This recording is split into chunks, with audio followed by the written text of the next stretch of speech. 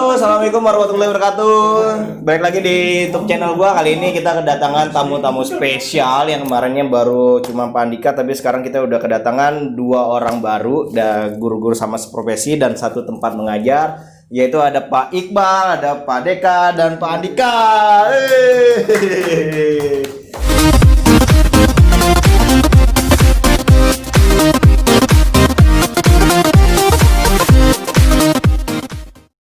Oke, gimana kabar kalian, guys? Apa kabar kalian, guys? Alhamdulillah, kalau biasa. Alhamdulillah baik. Baik lah, alhamdulillah. Oke, konten ini sih kita lebih ke ngobrol-ngobrol santai aja ya. Terus ngomongin mungkin masalah pandemi, terus proses ngajar, jalannya gimana, seperti apa. Tapi sebelum itu jangan lupa untuk subscribe channel gua, jangan lupa di like, jangan lupa di share. Kalau nanti video ini menghibur kalian dah, ya. Oke, kita langsung aja ke siapa dulu. Ente pada kaku-kaku amat sih, biasa aja kok, biasa. Bukan biasa, Lur. Ini siang kan ada Lapar, kita belum pada makan ya. Kita mau pada makan, terus sebenarnya sih kita ngebahas apa sih? Mau bahas pertama kali masuk ke sekolah apa mau ngebahas masa-masa sekolah? Hah? Ya terserah lah moderator. Bukan di sini mah kan sebenarnya nggak ada moderator ya, kita ngobrol-ngobrol santai aja sih. Terserah yang banyak ini. Kan di sini diundang. Terserah lu. Oh, jadi serah gua. Terserah yang punya. Oke, paling gua minta kalian nih sebagai tamu buat menceritakan dulu masa-masa waktu pertama kali ngajar. Ya. Dimulai dari siapa dulu? Dari Pak Iqbal dulu ya, karena kan dari setelah gua terus Pak Iqbal terus ada Pak Riki, Pak Andika, baru ke Pak Deka. Nah sekarang pertama ke Pak Iqbal dulu. Sebenarnya dulu tuh waktu pernah terbesit nggak sih di benak lo kalau lo pengen ngajar sebenarnya? Nggak ada. Tadinya emang lo mau jadi apaan? Sebenarnya saya itu ya pertama saya ucapkan terima kasih pada Pak Hilmi yang sudah mau mengundang ke Sama-sama. channel YouTube-nya yang mudah-mudahan Sebenarnya sih nggak mau. Emang apa sih nggak boleh? Sombong amat. Nggak mau lagi. Gimana? Emang kebet banget kita mau collab berdua sebenarnya. Maksa lu. Cuman baru ada waktu sekarang dan lagi ngumpul, ya udah kita bikin sekalian aja bareng-bareng gitu. udah jauh-jauh hari sebenarnya kita ini janjian, cuman karena waktunya Iya. Karena kita masing-masing takut sama istri kita. Dulu kita dijuluki sebagai Kuarto Janur Kuning ya. Dulu kan trio, ada kawin. iya, dulu Kuarto, terus ini udah nikah duluan nih. Jadi kita trio Janur Kuning. MBA ya, Lur ya. MBA, Lur. MBA. Apa jadi? Married by accident. Oh, iya. Tahu nggak? Accident bukan? Hah? Bukan. Jadi jadi nikahnya tuh lo gara-gara ada itulah. Iya, jangan kesana. Jadi kesana pemirsa, Masya Allah. Aduh, Masya Allah. Jadi Pak Iqbal ini dia profesinya sebagai guru di mapel agama, terus Pak Deka sama kayak gua olahraga, Pak Andika guru sejarah. Nah, Lur, ente pertama masuk ke SMA 6 dulu gimana, Lur? Dapat infonya dari siapa? Ya, tadi pertanyaan pertama tuh Pak Hilmi ya, kenapa saya ngajar SMA 6? Saya itu nggak ada cita-cita buat ngajar sebenarnya dulu waktu kuliah itu. Makanya saya kan sebetulnya bukan jurusan guru sebetulnya, tapi lebih ke manajemen waktu kuliah itu. Manajemen agama Islam. Pendidikan, Oh, pendidikan. manajemen pendidikan Islam. Karena kenapa ada Islamnya? Karena di UIN, Universitas Islam. Bandung ya? Ya, di Bandung. Nah, terus kenapa kok jadi ngajar?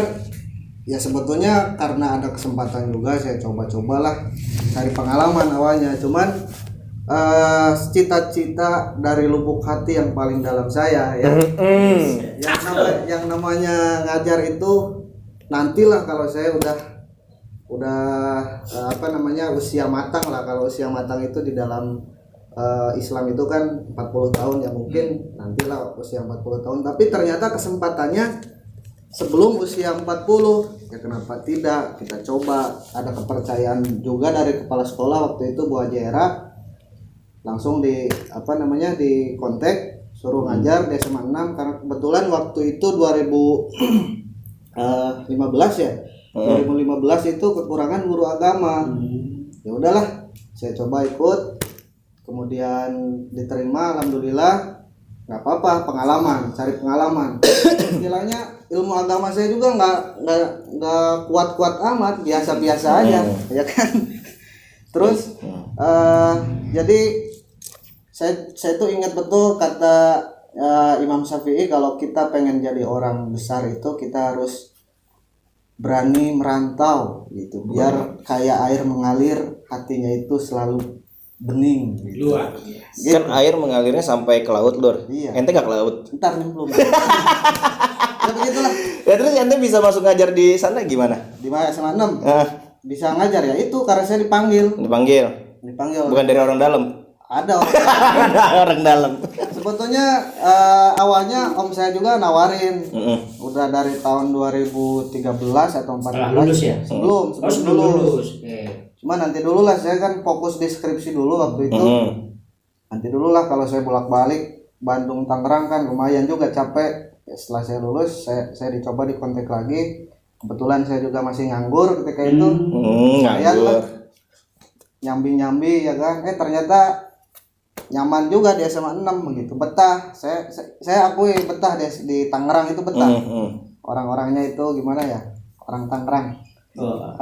Terbuka lah, asik gitu, diajak ngobrol enak gitu, nggak tertutup gitu. Kebanyakan orang yang saya temui di Tangerang itu orangnya itu apa adanya gitu. Lah buset. Iya benar. Kalau lu Dek gimana dulu, Dek? Kalau saya pribadi nih, Iyalah. oke.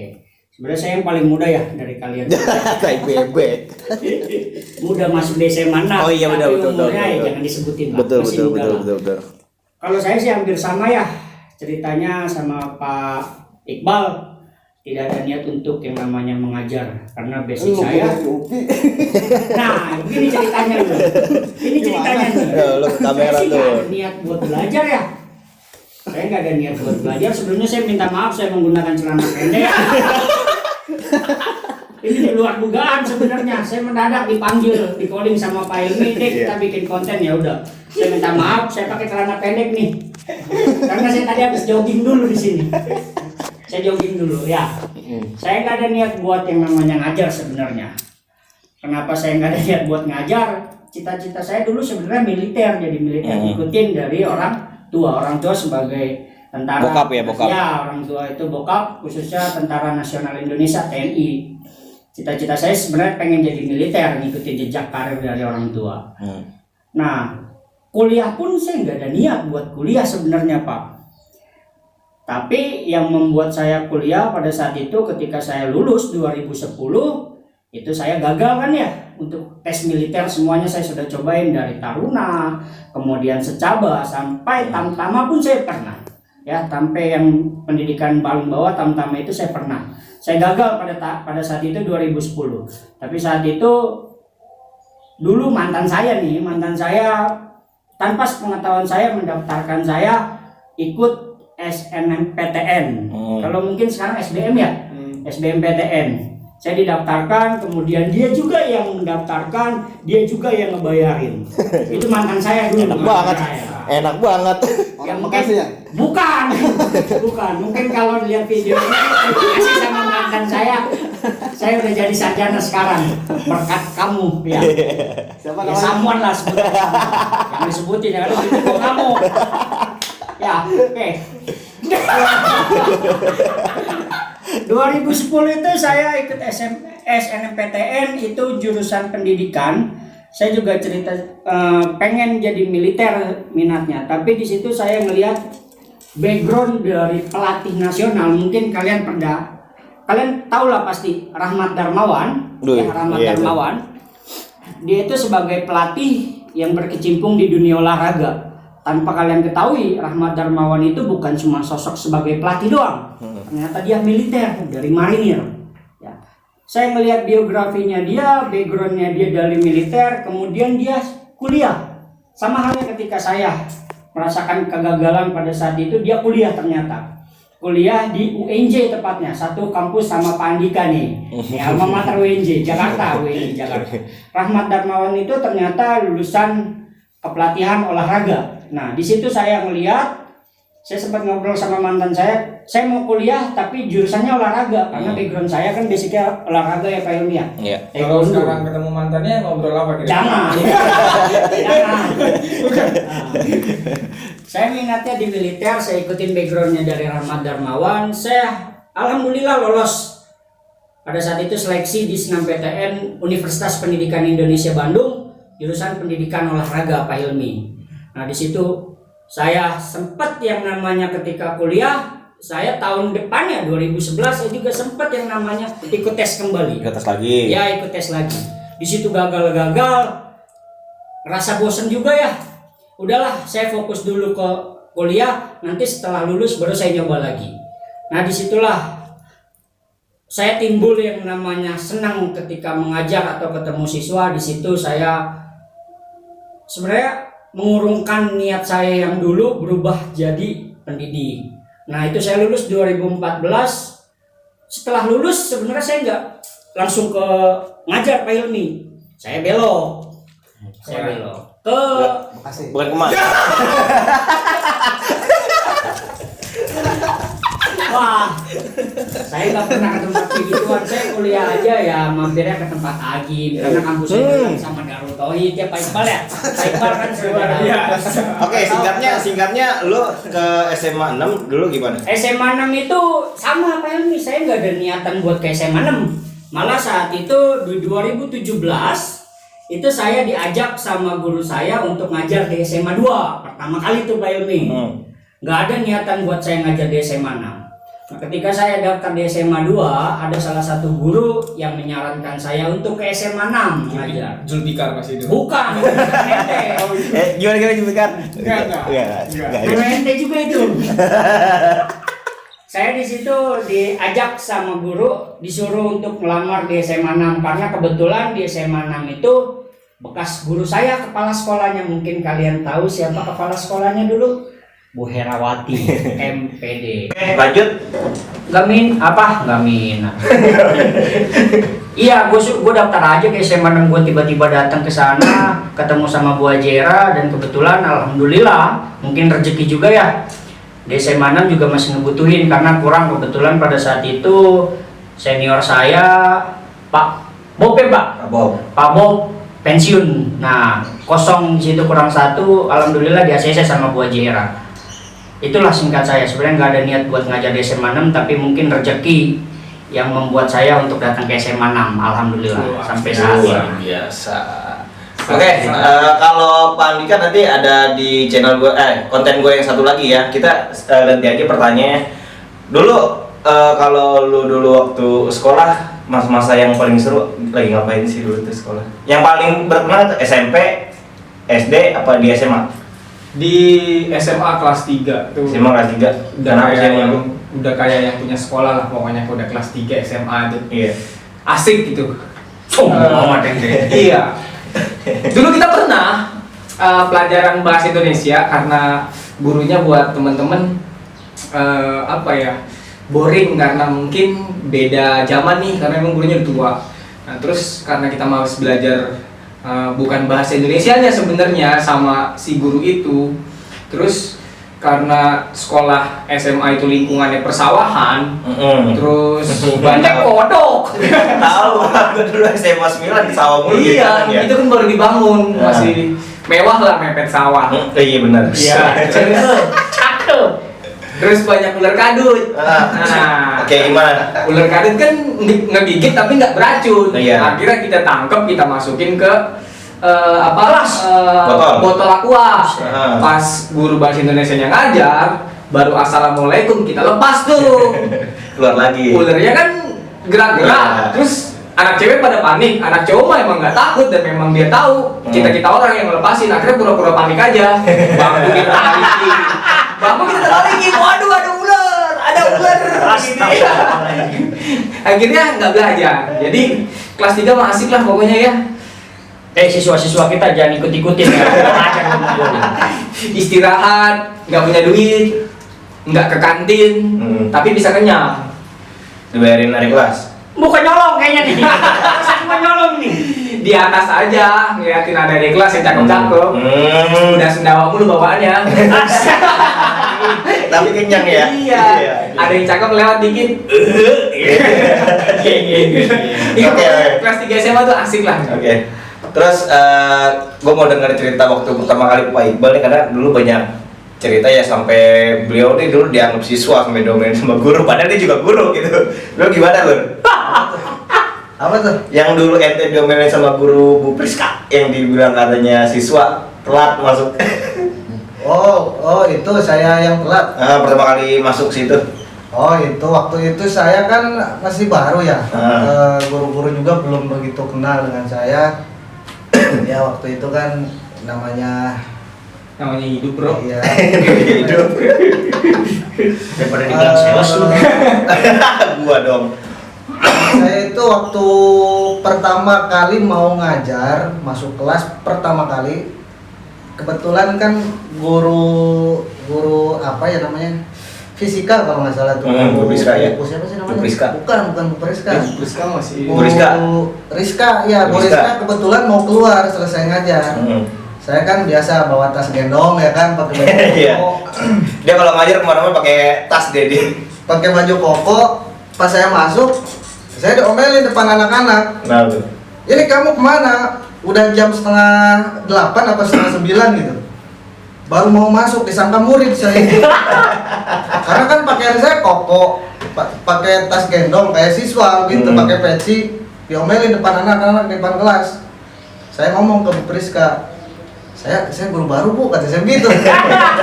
Kita nggak kenalin ente lu. Nggak kenal Bu Priska karena beliau itu kan sering sakit dulu, sering sakit jarang masuk.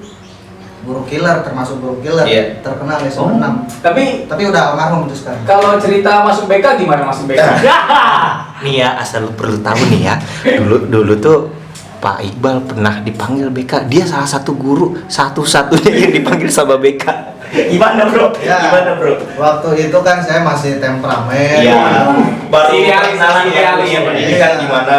Jiwa-jiwa Ternyata jadi muda. guru itu nggak gampang ya, jadi jangan ngeremehin nih buat para orang tua yang hari ini anaknya belajar di rumah ya, Rasain kan lo. Ngerasain.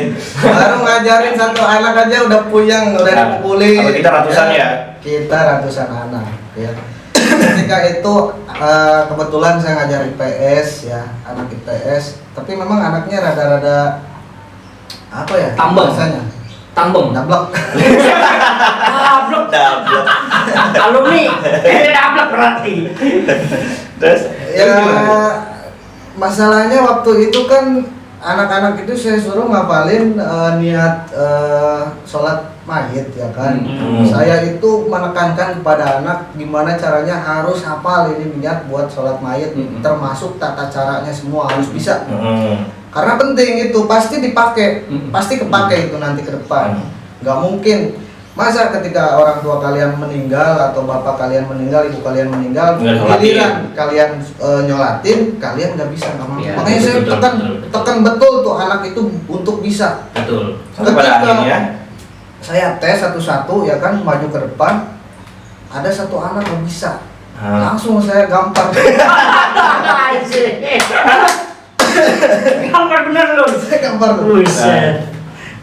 Tapi gamparnya ya masih normal lah. gampar sayang sih. Sayang Istilahnya ya. gampar sayang lah. Ini bukan tanpa ada latar belakang ya. Artinya itu akumulasi Ya. dari kejadian-kejadian atau peristiwa-peristiwa di kelas yang meledaknya pas hafalan itu, Ya. kira-kira begitu. Karena apa? Kenapa saya begitu marah ketika itu? Karena sudah saya berikan kesempatan kurang lebih 2 minggu lah. Karena kan dari 30 siswa itu nggak mungkin satu hari itu selesai. Pasti 2 minggu atau 3 minggu selesai semua. Kebetulan itu kan minggu kedua saya tes, ternyata belum hafal. Otomatis kan saya emosi. Kenapa nih? Baru diniat belum bisa gitu. Apalagi doa-doa selanjutnya. Pasti juga nggak bisa. Makanya saya emosi ketika itu. Ternyata anaknya Indah. Butini ya? Butini. Ada kan Butini kan namanya? Hmm. Nah itu Butini, ya udah selesai, sudah diklarifikasi, tidak ada masalah. Kalau misalkan siswa nih sekarang dimarahin sedikit atau digampar-gampar mah jangan ngadu ya, biasa aja ya, daripada dibunuh sama orang tua. Kayak sekarang ya lu. Sekolah belajar di rumah. Karena tujuannya bukan tujuannya adalah untuk pendidikan. Ya, Kalau kita pendidik. kalau Pak Deka, Pak Dika, Pak Helmi mukul itu nggak apa-apa nih. Katanya sayang. Nikmatin aja karena mereka kan mukulnya udah pakai ilmu, namanya Iya. juga guru ya kan. Nah ini untuk pelajar-pelajar yang sekarang, nah, asal kalian perlu tahu juga dulu zaman kita itu malah lebih parah ya. Iya. Dulu sampai yang benar-benar digampar, yang benar-benar dipukul, pakai penggaris kayu tuh, ada yang besi, ada yang kayu, wah pokoknya macam-macam deh. Tapi di situ kita malah jadi ya mentalnya ya. Kayak gitu. Terus kalau Dek, lu gimana dulu waktu pertama masuk SMA lu nilai gimana? Dari kondisi sekolah, dari siswa, guru, singkat aja. Singkat aja tiga. Tiga.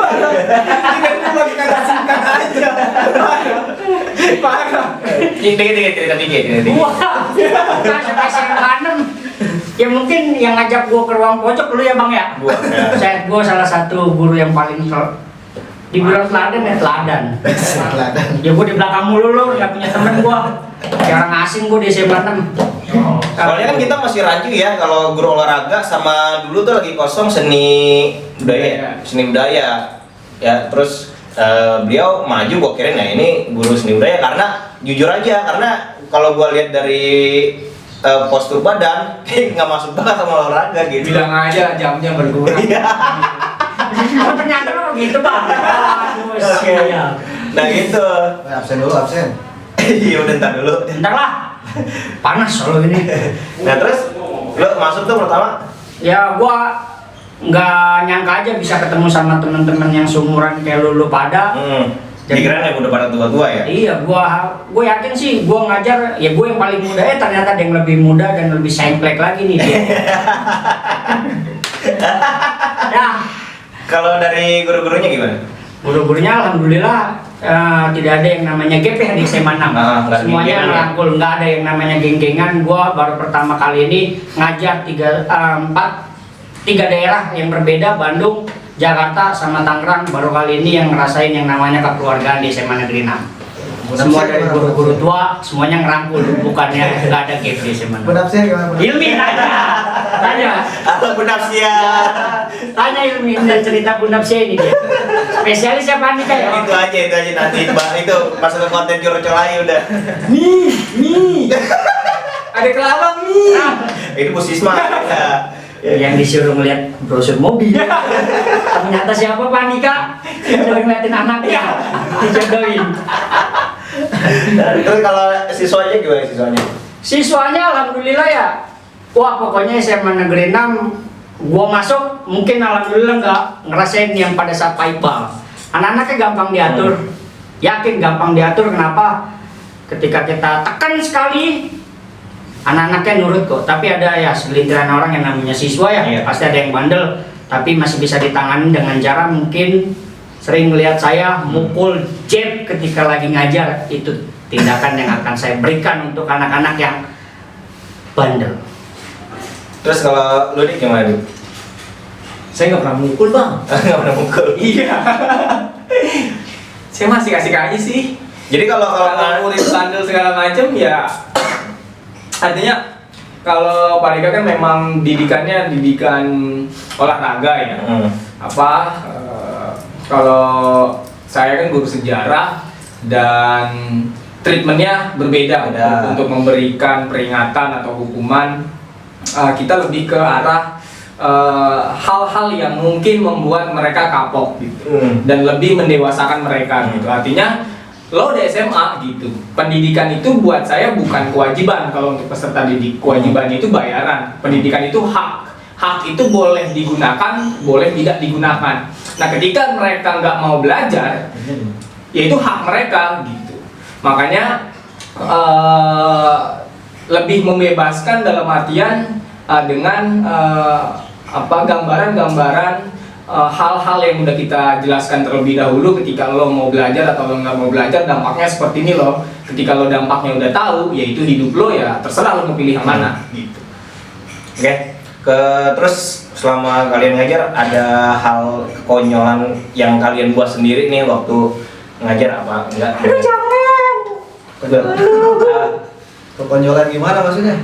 Apa ente sambil ngelawak lah atau tolak Ente ngajarin siswa ya lo deh. Parah. Oh, pernah. Alhamdulillah. Jangan. Iqbal ini guru favorit nih. Guru favorit ini Pak Enggak, Helmi. inilah ya. Semua alumni ataupun siswa juga tahu bahwa Pak Andika ini sebenarnya guru idol di SMA 6. Guru idol itu nggak ada guru idol, kalah sama security idol. Great. Kalau lu Dek, ada konyolan nggak selama lu ngajar? Konyolan untuk sama siswa sih nggak ada ya, mungkin sama guru-gurunya aja. Kalau gua pribadi. Intinya kita sama sih, semua sengklek semua bener ya. Kalau lagi ngumpul kayak gini, Ya, penontonnya parah banget. Saya lagi berantak banget. aduh. Oke, langsung aja. Untuk pembahasan berikutnya, gue mau nanya tentang sistem untuk belajar online. Menurut kalian gimana sih? Apa prosesnya, kendalanya? Apa? Lur, kalau menurut lu, Lur?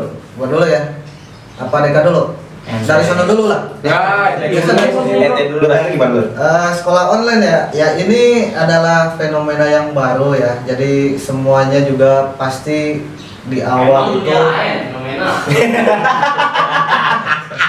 Terus semua orang termasuk semua guru pasti menghadapi masalah yang sama, yaitu di awal-awal pasti bingung nih gimana teknisnya mengajar secara jarak jauh atau secara online. Tapi perlahan-lahan saya kira guru-guru juga punya metodenya masing-masing dan mungkin sekarang itu masih belum efektif ya. Masih guru juga masih meraba-raba, siswa pun sama, masih belum terbiasa. Mungkin kalau memang kondisi terburuknya kalau misalkan 1 atau 2 tahun lagi ini pandemi nggak selesai dan sekolah itu bakal Tetap libur. mungkin saya yakin pasti kita bisa terbiasa, tapi mudah-mudahan nggak terjadi ya kan. Nah, kendalanya sekarang itu ya itu anak-anak agak susah dikontrol ya kan, Lebih santai ya sekarang. susah dikontrol. lebih enak sih. Sebetulnya memang lebih enak ya Pak Edi. Kita nggak ada biaya ongkos buat ke sekolah ya kan, karena rumah saya kan jauh ya. Kemudian kendala yang berikutnya mungkin ya guru-guru yang senior rada susah untuk melaksanakan pembelajaran online yang efektif gitu. Tapi kalau yang muda-muda saya kira bisa lah, karena ini kan sudah mau berjalan selama 1 tahun ya, hampir mau 1 tahun. Saya kira guru-guru muda itu harus bisa menjadi contoh lah, atau mungkin ya jadi bisa mengajarkan bagaimana caranya guru-guru yang senior bisa mengikuti perkembangan zaman. Gitu aja lah saya kira itu Pak Yomi. Kalau apa nih, Kak? Saya Oh iya. masalah PJJ ya, pendidikan jarak jauh. Ini kaget sebenarnya ya. Kagetnya ya betul kata Pak Iqbal. Ya kita juga harus siap menghadapi yang namanya PJJ ini, karena ya buat kesehatan anak-anak juga riskan terkena yang namanya virus COVID ketika lagi mengumpul banyak ya. Untuk saya selama masa pandemi mengalami kesusahan, ya benar mengalami kesusahan. Kenapa? Karena untuk materi saya, pelajaran saya, apalagi yang namanya olahraga ya Pak Ilmi ya, Harus praktek kita perlu yang namanya praktek, nggak cuma kognitif doang, tapi kita juga harus yang namanya psikomotornya juga ya Pak Ilmi ya. Itu yang sangat berat untuk kita belajar PJJ saat ini. Tapi alhamdulillah selama PJJ ini untuk masalah psikomotor kita masih bisa disimbangin ya Pak Ilmi ya. Ya mungkin dengan cara pembuatan video, anak-anak masih bisa bergerak, istilahnya anak-anak masih bisa melakukan aktivitas jasmani selama di rumah.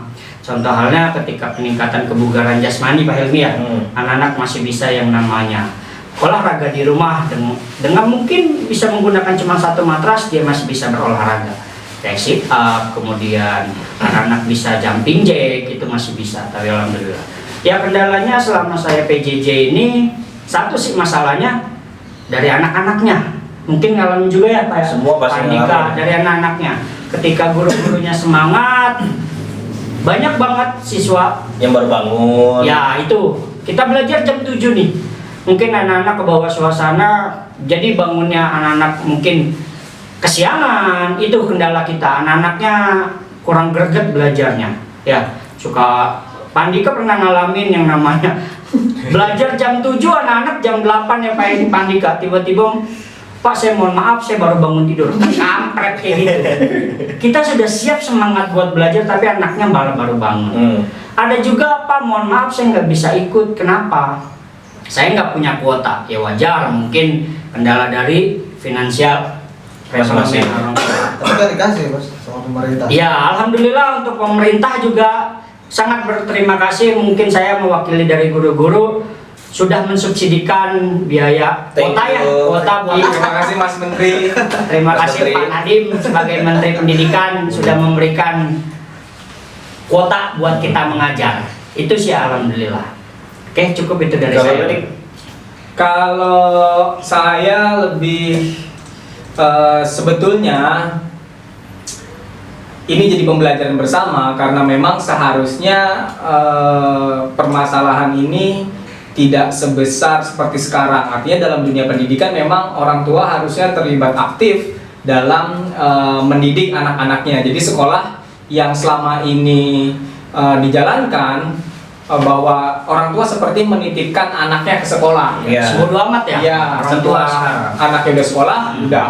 Nah ternyata kan sekarang kaget kan, Ya betul. begitu dia harus mendampingi anaknya mengajar. Artinya dengan cara belajar di rumah atau school from home, kita semua belajar bahwa stakeholder pendidikan itu bukan hanya pihak sekolah, bukan hanya guru, yang berperan ya. tapi orang tua juga harus terlibat aktif. Nah, artinya dari pihak sekolah juga harusnya mengajak dan memberikan semacam pelatihan parenting untuk mendampingi anak belajar di rumah. Jadi walaupun pemerintah punya inisiatif untuk melatih guru-guru bagaimana caranya mengajar online secara kreatif, tapi orang tua di rumah yang berhadapan langsung dengan peserta didik, apalagi yang gaptek. ya nggak mampu mendampingi anaknya karena anak secara psikologi beda-beda tuh cara belajarnya, cara menanganinya. Pasti nggak akan berjalan program itu. Gurunya doang yang kreatif, motivasi belajar anaknya nggak ada.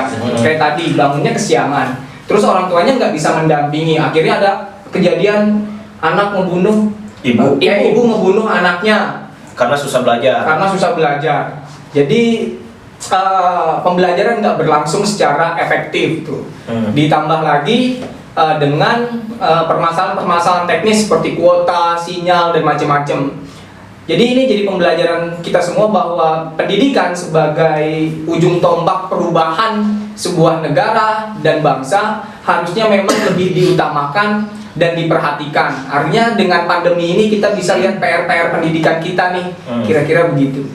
Dan pemerintah harus lebih serius lagi. Itu aja Kalau sih. untuk kedepannya mungkin gimana? Kalau misalnya sampai tahun depan ini pandemi belum hilang juga, dan kita sebagai pengajar apakah memang harus jalan terus sistemnya seperti ini atau melihatnya ada ide-ide baru gitu? Kalau Gimana? misalkan ini tahun 2020 itu nggak selesai gitu COVID-nya, gimana? Apa kita ngejalaninnya sistem pengajaran ini seperti ini terus? Apa ada inovasi atau gimana? Ya kalau memang saya nggak tahu ya inovasi ke depan bagaimana.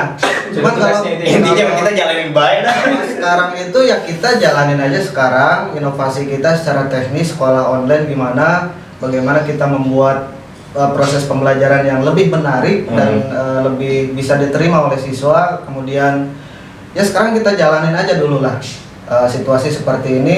Mudah-mudahan 2021 corona juga hilang gitu kan. Kemudian mungkin ya kalau memang situasi terburuk ya itu tadi ya 2021 nggak selesai. Ya mau tidak mau kita harus melanjutkan program seperti ini, pembelajaran online ini.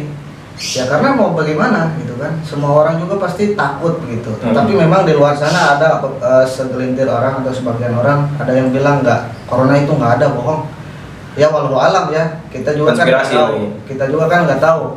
Tapi ya sekarang secara fakta dan menurut Badan Kesehatan Dunia corona memang ada. Kemudian ya kita jalanin aja ini. Oleh karena itu kan saya bilang tadi kita harus berinovasi secara maksimal. Gimana caranya agar pembelajaran jarak jauh ini bisa lebih diterima oleh siswa dan hasilnya juga berhasil untuk siswa ke depan begitu. Itu aja. Kalau lu oke cukup. Anjir, pengen Buddhis gitu. Si kampret. Kalau gimana? Ya sama lah. Sama lah. Percuma dong. Pokoknya ikutin aja lah anjuran dari pemerintah Iya, karena itu ikutin yang aja terbaik pemerintah. Iya. buat kita semua. Kalau lu Dik gimana Dik? Itu yang Ya sama bahwa memang kita sudah mempercayakan negara ini diurus sama pemerintah, ya kita harus ikutin apa yang diperintahkan oleh pemerintah gitu. Saya kira itu yang terbaik dan hal-hal teknis di lapangan harusnya itu yang menjadi dasar perubahan-perubahan atau kebijakan-kebijakan yang akan diambil. Hal-hal yang sifatnya konvensional dalam mengajar harusnya nggak dibawa ke dalam budaya digital belajar online. Kayak ya administrasi yang sifatnya nggak terlalu prinsip lah, harusnya nggak usah diterapkan tuh. Jadi lebih ke arah praktis aja karena memang kita juga Disederhanakan ya. iya kira-kira begitu. Memang kan rencananya begitu. Kurikulum kan ada perampingan kan. Jadi yang jadi masalah sebenarnya hal-hal mata pelajaran yang seperti olahraga ini kan perlu praktek sebenarnya. Hal-hal yang mapel-mapel yang praktis itu agak-agak sulit menerapkannya kalau pembelajaran jarak jauh. Jadi sebenarnya kalau saya sih nggak setuju, cuma mau gimana lagi? Memang pemerintah dan situasinya memang harus begini ya udah begini lah. Intinya Jalanin aja. kita sebagai pengajar PR-nya adalah membuat pelajaran kita itu menarik buat anak-anak ya, Iya, betul. dan berminat, dan kita juga jangan sampai kalah sama aplikasi. Iya betul. Jangan sampai kalah sama aplikasi. Kita juga update. Apalagi kreatif. kita itu sebagai guru-guru itu jangan sampai kalah sama artis-artis. Apalagi artis-artis yang Tapi kadang-kadang itu tuh yang bikin semangat mengajar tuh down. Iya. Kita bicaranya nggak lagi pandemi nih. Mengajar dari 6:30 sampai 2:30 atau jam 3.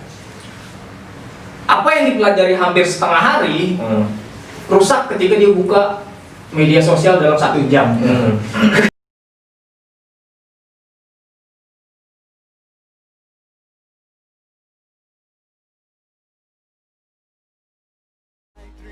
Body, I'm an icon, man. And my girl about a 10.